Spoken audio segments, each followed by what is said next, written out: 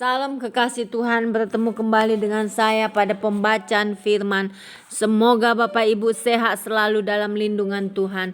Sebelum membaca firman, kita berdoa terlebih dahulu.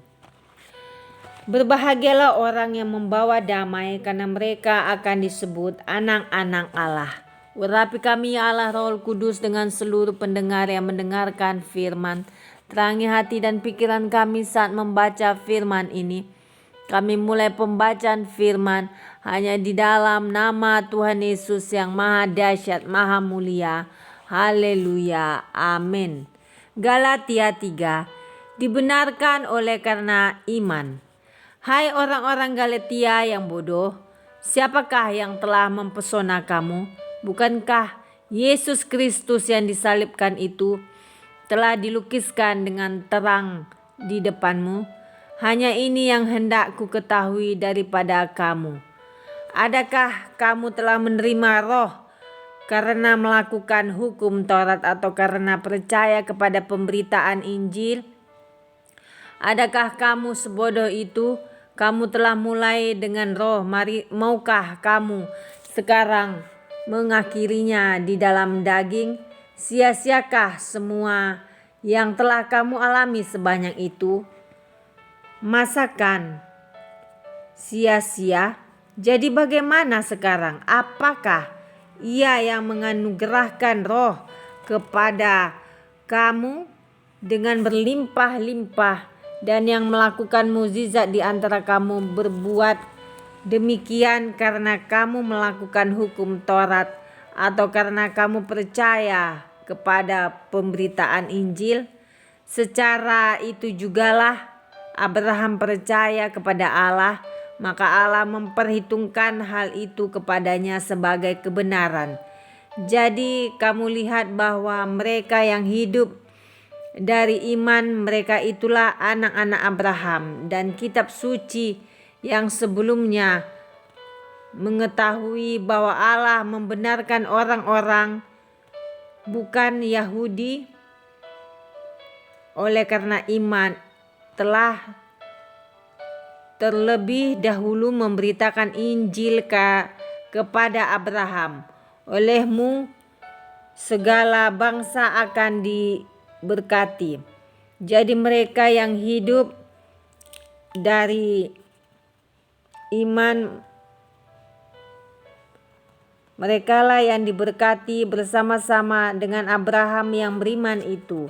Karena semua orang yang hidup dari pekerjaan hukum Taurat berada di bawah kutuk.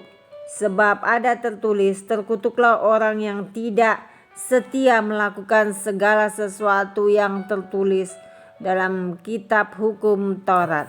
Dan bahwa tidak ada orang yang dibenarkan di hadapan Allah karena melakukan hukum Taurat. Adalah jelas karena orang yang benar akan hidup oleh iman. Tetapi dasar hukum Taurat bukanlah iman, melainkan siapa yang melakukannya akan hidup karenanya. Kristus telah menebus kita dari kutuk hukum Taurat dengan jalan menjadi kutuk karena kita. Sebab ada tertulis, terkutuklah orang yang digantung pada kayu salib.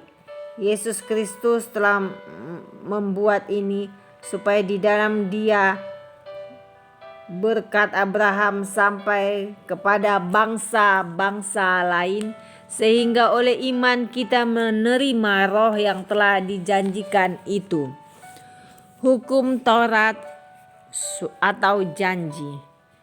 Saudara-saudara, baiklah kupergunakan suatu contoh dari hidup sehari-hari, suatu wasiat yang telah disahkan, sekalipun ia dari manusia tidak dapat dibatalkan atau ditambahi oleh seorang pun.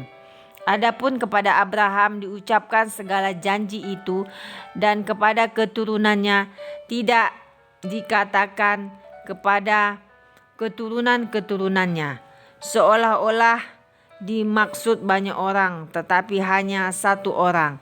Dan kepada keturunanmu, yaitu Kristus. Maksudku ialah janji yang sebelumnya telah disahkan Allah tidak dapat dibatalkan oleh hukum Taurat yang baru terbit 430 tahun kemudian, sehingga janji itu hilang kekuatannya. Sebab jikalau apa yang ditentukan Allah berasal dari hukum Taurat, ia tidak berasal dari janji, tetapi justru oleh janjilah Allah telah menganugerahkan kasih karunia-Nya kepada Abraham. Kalau demikian, apakah maksudnya hukum Taurat ia ditambahkan oleh karena pelanggaran-pelanggaran sampai datang keturunan yang dimaksud oleh janji itu, dan ia disampaikan dengan perantaraan malaikat-malaikat ke dalam tangan seorang pengantara. Seorang pengantara bukan hanya mewakili satu orang saja, sedangkan Allah adalah satu. Kalau demikian, bertentanganlah hukum Taurat dengan janji-janji Allah? Sekali-kali tidak, sebab andai kata hukum Taurat diberikan sebagai sesuatu yang dapat menghidupkan, maka memang kebenaran berasal dari hukum Taurat. Tetapi kitab suci telah mengurung segala sesuatu di bawah kekuasaan dosa, supaya oleh karena iman dalam Yesus Kristus janji itu diberikan kepada mereka yang percaya. Sebelum iman itu datang, kita berada di bawah pengawalan hukum Taurat dan dikurung sampai iman itu telah dinyatakan.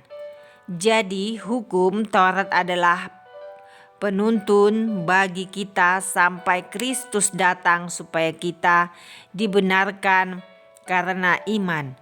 Sekarang iman itu telah datang, karena itu kita tidak berada lagi di bawah pengawasan penuntun.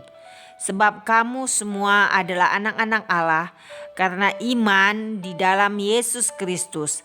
Karena kamu semua yang dibaptis dalam Kristus telah mengenakan Kristus.